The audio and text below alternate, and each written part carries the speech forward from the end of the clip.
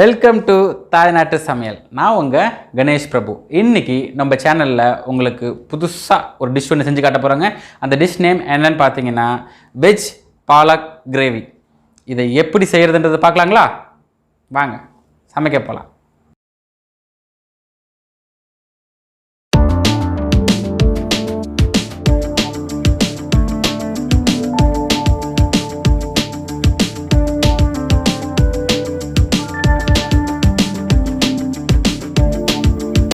தேவையான பொருட்கள்: சின்ன வெங்காயம் 150 கிராம், தக்காளி 3 நம்பர் 150 கிராம், பாலக்கீரை 50 gram, carrot 1 number 100 gram, beans 100 gram, கொடமிளகாய் 1 நம்பர் 100 கிராம், 10 முந்திரி பருப்பு, இஞ்சி 1 நம்பர் 1 இன்ச் சைஸில், பூண்டு 7 நம்பர், பட்டை 2 நம்பர், லவங்கம் 4 நம்பர், ஏலக்காய் 4 நம்பர், பிரிஞ்சி இலை சின்னது 3 நம்பர், அன்னாச்சிப்பூ 1, காஷ்மீரி மிளகாத்தூள் 1/2 டீஸ்பூன், 1 டீஸ்பூன் தனியாத்தூள், 1/4 டீஸ்பூன் மஞ்சள் தூள், 1/4 டீஸ்பூன் பியூர் மிளகாத்தூள், 1/2 டீஸ்பூன் ஜீரகத்தூள், 1 டீஸ்பூன் கரம் மசாலா பவுடர், கஸ்தூரி மெத்தி 1 டீஸ்பூன், பச்சை மிளகாய் 1 நம்பர், கொத்தமல்லி 20 கிராம் அரைக்கட்டு, பால் 35 ml, பட்டர் 1 டீஸ்பூன், எண்ணெய் 3 டீஸ்பூன். ஒரு பேன் எடுத்துக்கங்க, அதில் 2 டீஸ்பூன் எண்ணெய் ஆட் பண்ணிக்கோங்க. ஆட் பண்ணிவிட்டு அதில் 150 கிராம் சாம்பார் வெங்காயம், அதாவது சின்ன வெங்காயம், அதை ஆட் பண்ணிக்கோங்க. 1 நிமிஷத்துக்கு மீடியம் ஃப்ளேம்லேயே அப்படியே வதக்கிட்டே இருங்க. இது வந்து கலர் மாறும், அந்த பாருங்க கலர் மாறிடுச்சு. இந்த மாதிரி லைட்டாக கலர் மாறினதுக்கப்புறமா இதில் 7 நம்பர் பூண்டு ஆட் பண்ணிக்கோங்க.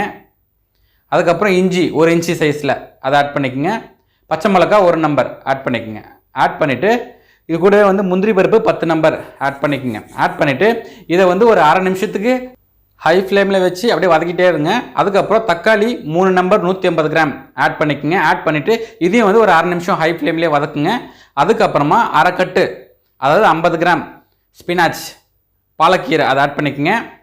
அதையும் வந்து சுருங்குற வரைக்கும் வதக்கிங்க. உடனே சுருங்கிடும். அதுக்கப்புறம் அது சுருங்கினதுக்கப்புறமா கொத்தமல்லி அது போட்டு அதுவும் சுருங்குற வரைக்கும் வதக்குங்க. அவ்வளோதான். வதக்கினதுக்கப்புறமா இதை எடுத்து ஒரு மிக்ஸி ஜாரில் போட்டு நல்லா திக்காக தண்ணி ஊற்றாமல் அழகாக திக்காக அரைச்சி எடுத்துக்குங்க. எடுத்து தனியாக வச்சுக்கோங்க. அதாவது எந்த மாதிரி இருக்கணும்னு பார்த்தீங்கன்னா, அதை பாருங்கள், இந்த மாதிரி நல்லா திக்காக எவ்வளோ நைஸாக அரைக்க முடியுமோ அந்தளவுக்கு நைஸாக அரைச்சி எடுத்து வச்சுக்கோங்க. அதுக்கப்புறம் ஒரு பேனில் 2 டீஸ்பூன் எண்ணெய் ஆட் பண்ணிக்கோங்க. 1 டீஸ்பூன் பட்டர், இது டேஸ்ட்டுக்காக. இது கூட வந்து 1 டீஸ்பூன் பட்டர் ஆட் பண்ணிக்கோங்க. மெல்ட் ஆனதுக்கப்புறமா 4 ஏலக்காய், 2 பட்டை, 4 லவங்கம், 1 அன்னாச்சிப்பூ, 3 பிரிஞ்சி இலை சின்ன சைஸு, இது எல்லாத்தையுமே அப்படியே வதக்குங்க. இதில் இருக்க ரா ஃப்ளேவர்ஸ் போகிற வரைக்கும் கொஞ்சம் அப்படியே வதக்குங்க. அதுக்கப்புறமா பீன்ஸ் 100 கிராம் ஆட் பண்ணிக்கோங்க.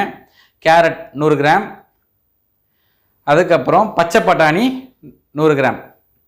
இது எல்லாத்தையுமே 1 நிமிஷத்துக்கு ஹை ஃப்ளேம்லேயே குக் பண்ணுங்கள். கலர் மாறக்கூடாதுங்க, அதனால் ஹை ஃப்ளேம்லேயே 1 நிமிஷத்துக்கு குக் பண்ணுங்கள் போதும். அதுக்கப்புறம் காலிஃப்ளவர் 100 கிராம் ஆட் பண்ணிக்கோங்க. இது கூடவே வந்து மஞ்சள் தூள் 1/4 டீஸ்பூன், உப்பு 1/4 டீஸ்பூன் ஆட் பண்ணிவிட்டு இதையும் கொஞ்சம் லைட்டாக மிக்ஸ் பண்ணி விட்டுருங்க, ஃபுல்லாக அந்த மஞ்சள் கலர் ஆகிற மாதிரி. அதுக்கப்புறமா 100 கிராம் குடமிளகாய் ஆட் பண்ணிக்கோங்க. 60 கிராம் பன்னீர் ஆட் பண்ணிக்கோங்க. பன்னீர் வந்து ஒரு ஆப்ஷனல் தான், ஆனால் ஆட் பண்ணினா நல்லாயிருக்கும். இது எல்லாத்தையுமே 1 நிமிஷத்துக்கு மீடியம் ஃப்ளேம்லேயே அப்படியே வதக்குங்க. எந்த காயிலுமே கலர் மாறக்கூடாது, ஓகேங்களா? பாதி குக் ஆகிடும். அதுக்கப்புறமா நம்ம அரைச்சி வச்சிருந்த பேஸ்ட்டை, கீரை பேஸ்ட் அரைச்சி வச்சுருந்தீங்களா, அதை ஆட் பண்ணிக்கோங்க. ஆட் பண்ணிவிட்டு இது எல்லாத்தையுமே மிக்ஸ் பண்ணுங்க. இந்த பேஸ்ட் ஃபுல்லாக வந்து அந்த வெஜிடபிள் மேலே நல்லா மிக்ஸ் ஆகிற மாதிரி, கோட்டாக வர மாதிரி நல்லா மிக்ஸ் பண்ணி விட்டுருங்க. மிக்ஸ் பண்ணிவிட்டு அதில் வந்து பியூர் மிளகாத்தூள் 1/4 டீஸ்பூன் ஆட் பண்ணிக்கோங்க. உங்களுக்கு காரம் வேணால் அதிகமாக ஆட் பண்ணிக்கலாம். காஷ்மீரி மிளகாத்தூள் 1/2 டீஸ்பூன், இது கலருக்காக, மருத்துவங்க அது. அதுக்கப்புறம் தனியாத்தூள் 1 டீஸ்பூன், ஜீரகத்தூள் 1/2 டீஸ்பூன்.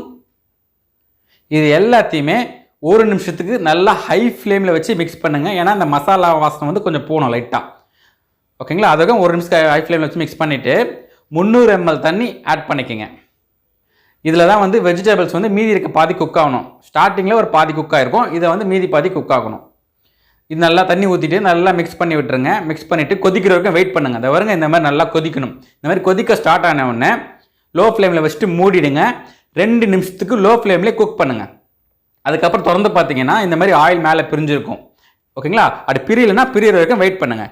ஓகேங்களா? இந்த மாதிரி ஆயில் பிரிஞ்சதுக்கு அப்புறமா garam masala powder 1 teaspoon add பண்ணுங்கள். கஸ்தூரி மெத்தி 1 டீஸ்பூன் ஆட் பண்ணிக்கங்க. இது வந்து ட்ரை வெந்தயக்கீரைங்க. இது ஆப்ஷனல். வேணா ஆட் பண்ணுங்கள், வேணா விட்டுருங்க. அதுக்கப்புறம் பால் 35 ml ஆட் பண்ணிக்கங்க. அதாவது 1 டீஸ்பூன் 5 ml 7 டீஸ்பூன் ஆட் பண்ணிக்கங்க. சப்போஸ் பால் இல்லை ஃப்ரெஷ் க்ரீம் இருந்தது அப்படின்னாக்கா 3 டீஸ்பூன் ஃப்ரெஷ் க்ரீம் ஆட் பண்ணுங்கள். ஆட் பண்ணிவிட்டு நல்லா மிக்ஸ் பண்ணி விட்டுட்டு கொதிக்கிற வரைக்கும் வெயிட் பண்ணுங்கள். இந்த பாருங்க நல்லா கொதிக்குது. இந்த மாதிரி கொதிக்கணும். இந்த மாதிரி கொதித்த உடனே இதில் 1 டீஸ்பூன் பட்டர் ஆட் பண்ணிக்கங்க. ஆட் பண்ணிவிட்டு மூடிடுங்க. லோ ஃப்ளேமில் 2 நிமிஷத்துக்கு குக் பண்ணுங்கள். இந்த எண்ணெய் பட்டர் எல்லாமே மேலே மெல்ட் ஆகி வந்திருக்கும். இந்த மாதிரி வந்துச்சுன்னா மசாலாவில் எல்லாமே குக் ஆகிட்டு நல்லா சூப்பர் டேஸ்ட்டாக வந்திருக்கும். ஓகேங்களா? பாருங்கள் இந்த மாதிரி இருக்கணும் கிரேவி. இந்த பாருங்க இந்த மாதிரி டேஸ்ட் வந்துச்சுன்னா அவ்வளோதாங்க, டிஷ் முடிஞ்சிச்சு. தாய் நாட்டு சமையலில் இன்றைக்கி உங்களுக்காக வெஜ் பாலக் கிரேவி செஞ்சு காட்டியிருக்கேன். இதை எல்லாரும் வீட்டை ட்ரை பண்ணி பார்த்துட்டு மறக்காமல் கமெண்ட் பண்ணுங்கள். அவ்வளோதான்.